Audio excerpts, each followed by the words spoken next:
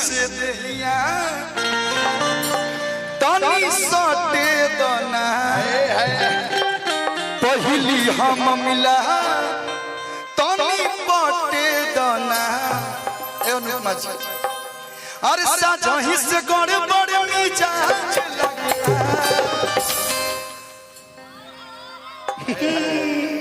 का है रूपा खाइबो के तोप दी आज एक दो जनी और आ जालो जो शिवानी जो अरे साजही से गड़बड़ मिजाज लगला कि ऐसे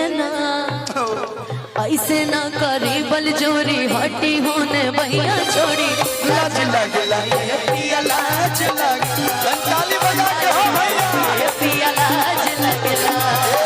लाज लगला ये पिया लाज लगला लाज लगला ये पिया लाज लगला दहिया से दहिया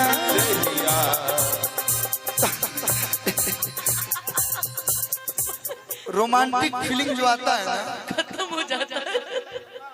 मन करता है कि हम कुछ कह दूं तो कह दे भाई के रो करे भाई टोपी लगा के बुझाता कि नागिन नचावे आइल बने नागिन न होई तो एक अनुपमा नागिन बड़ी है सात उठाने बड़ी है कहे के बा वो दहिया से दहिया तनी सटे दना पहली हम मिला तनी पटे दना अरे साजही से गड़बड़ मिजाज लगला साजही से गड़बड़ मिजाज लगला ऐसे ना करी बल जोरी हटी होने भैया छोड़ी आरा जिला में आइल बड़ वैसे सूखा सूखी ना का भैया ए गीला गिली करो गीला गिली मतलब कि तनी मनी हल्का फुल्का कमर हिलेला हो कमर हिलेला दे ढीला करे के बाद ढीला करे के बाद भैया असली रंगदार एरिया में लायदार एरिया में आ जाइल बड़ू एजा ले साइन भइल कि हर जगह फाइन भइल ए जले साइड है तो सगरे के फाइन माफ हो जाए ये वैसे भी आपका आरा जिला से काफी प्रेम है अरे गोरखपुर भोजपुर में होना है अरे साजही से गड़बड़ मिजाज लगला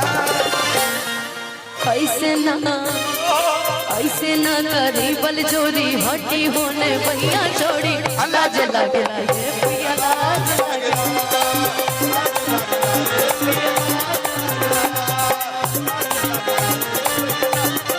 लाज लगला ये पिया लाज लगला भूल करो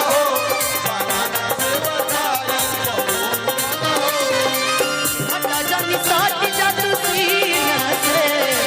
हटा जानी साथ जा तू सीना से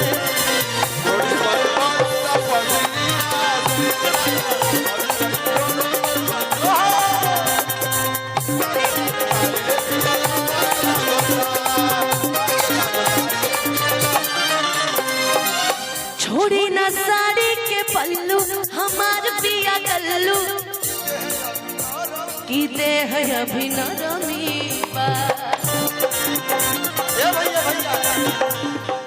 हमार नाम ऐसे भाई लोग कहले लोग हती चुकी 4-5 गुण कोदर कलवा आ गए कोनो इंग्लिश वाले में तो ये खल्लू लेकिन ये जब जो कल्लू बोलते हैं ना कल आधा लॉ की जो मात्रा चिप खा के बोले ली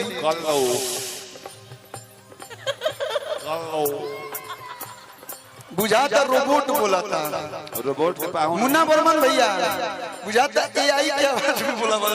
रोबोट का पाहुन है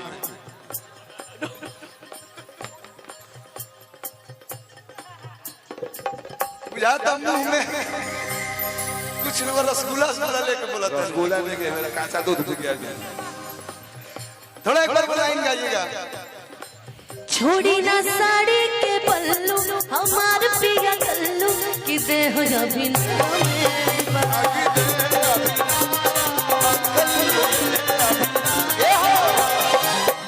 बियाह हो गए मैंने तो जो नहीं साथ कलू कहत रहनु इनको होके हो गइल बा ये जीवन भर हम पलू ना छोड़ती लेकिन आज तो हर न कोनो बहाना चली रस चूसे दो भंवरा के कांच कली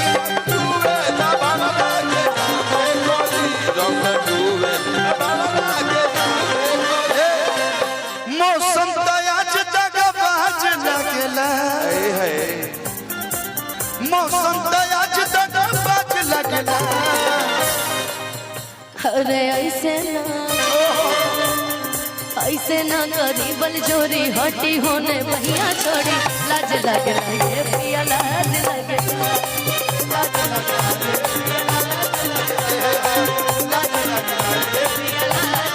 भैया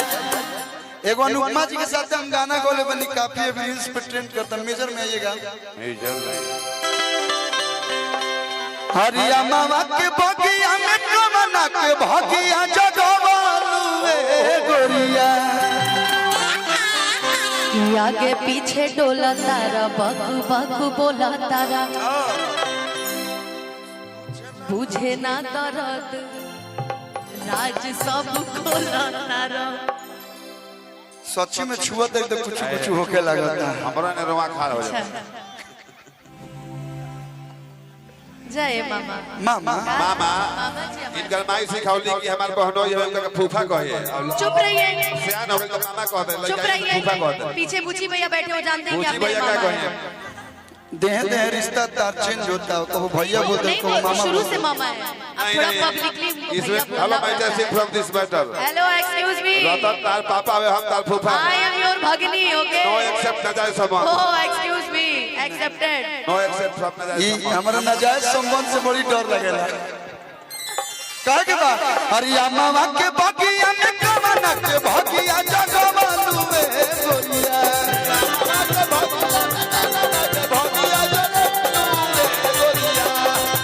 अरे कहां में ओढ़नी बिछावलू की दगिया लगवालू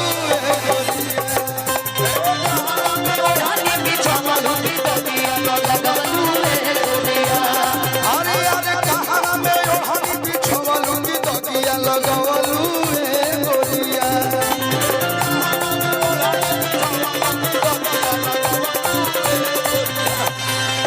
अरे ताका ताकी ढेर भई अरे ताका ताकी ढेर भई बोला मिला कब फूल झाड़ी। कहां से सीख के आई बड़ू? अरे गोरखपुर से। ए रुको ई जब से मिलल बड़ी तब से ऐसे से करता कि रही। मुझे पता है आपको गुदगुदी होती है सब गांधी मैदान में रियाज करते रहे। मानो हम करी तो कैसन लागे। कह दे तू कह दे। अरे ताका ताकी ढेर भई ताका ताकी ढेर भई बोला मिला कब फूल झाड़ी। बुर्बक मत बनावो मैं आरे जिला के लइका बुझाता रे सो तनी बोला हो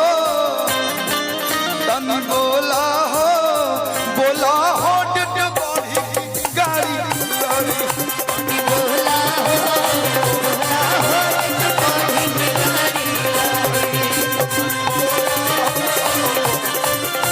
हे भैया खाली मैसेज पर मैसेज भेजे फोन पर बतियावेलू आई चाचा के खुशी देख के नूंगा देख रही हैं चाचा ऐसे खुश बढ़ के पतो के फीलिंग करते हैं। आपको देख के वो स्माइल कर रहे हैं क्योंकि वो आप ही का गाना था ना चाचा ही कि लग रहा है। साउथ के हीरो वाला लुक रखेला ई यार हमर डाढ़ में बंदूक रखेला। जियो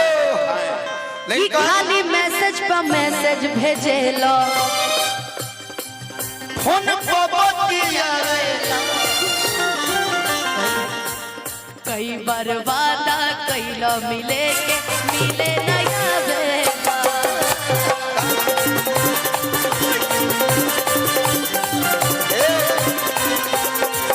जिस व्यक्ति से आप संपर्क करना चाहते हैं वो आपके नेटवर्क क्षेत्र से बाहर हो चुकी है। एक्सक्यूज मी मैं वहीं खड़ी हूँ। तनी बोला हो अरे बोला हो न तो कलुआ के रोना पड़ी। भैया हम और कहीं के लड़का ना है हमारा बक्सर के लड़का है हमनी के रोआ पड़ेला ना भैया। अच्छा करो रोआ कैसे पड़ी अरे लो भरता हार जदी रोई अब ही तब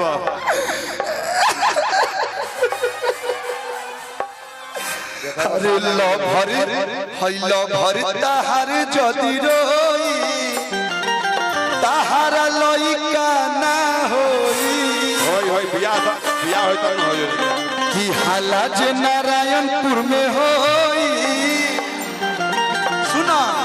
हाला जे नारायणपुर में होई तोरा बियाह ना होई कि तोरा चलते ना जिंदगी तबाह करेंगे तोरा चलते ना जिंदगी तबाह करेंगे ओही बेटवे पर हम बियाह करेंगे ओही बेटवे ए भाई भैया क्या क्या बोले क्या कि चाहे कोर्ट मैरिज या निकाह करेंगे अल्लाहू अकबर सुनो अनुपमा जी जी इन लोग को लगता है कि लड़कियां दिल तोड़ देंगी तो लड़के बर्बाद हो जाएंगे कोई को लड़की हम एगो फिल्म जौन करत तनी अभी जेकर डायरेक्टर महेश सन्ना सर बने प्रोड्यूसर बद्रीनाथ सर हैं उस फिल्म में यही दिखाया गया है कि बाकी जगहों पर लड़कों का दिल टूटता है तो वो शराब पीते हैं लेकिन आरा बक्सर वाला लड़कन के भोजपुर जिला के लड़कन के दिल टूटेला तो एसडीएम चाहे डीएमए बनेला हम हेलो हम वो नहीं जो रोक के बिखर जाएंगे हम रोक के बिखरेंगे नहीं तुमने जो सोचा नहीं होगा वो करके दिखाएंगे और तुम्हारे सामने तुमसे भी सुंदर पटाखे लेके आएंगे सही बात है ये लड़के भी ना प्यार को सीरियस लेते हैं समय पे नबे को धोखा देते हैं ये लड़के भी ना प्यार को सीरियस लेते हैं समय पे नबे को धोखा देते हैं हम यो में के ना होई रूपा भैया रूपा देखा तार भैया चल गिले भैया के चरणों में सादर प्रणाम इतना सारा प्यार लेकिन काहे के बा कि चाहे कोर्ट मैरिज या निकाह करेंगे चाहे कोर्ट मैरिज या निकाह करेंगे वही बेटवे पर हम बियाह करेंगे वही बेटवे पर हम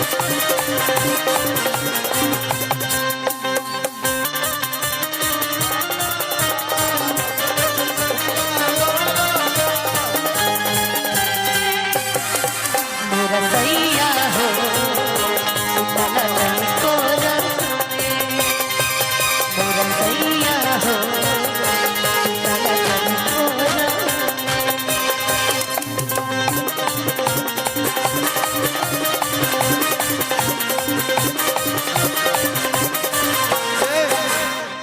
और एक लाइन में गाना चाहता हूं इनके लिए गादी भैया कि कुछ हम के पता चलते नहीं खे ई कौन बीमारी धैले सच्चाई है अनुपमा जी इस रिश्ते को मैं क्या नाम दूं दोस्ती से बड़ा रिश्ता कुछ नहीं होता लेकिन कि मन भरते नहीं थे बतिया से हमारी जब बातें होती है तो खत्म भी नहीं होती है कि मन भरते नहीं थे बतिया से दिल आज बेडरामा कोई ले बा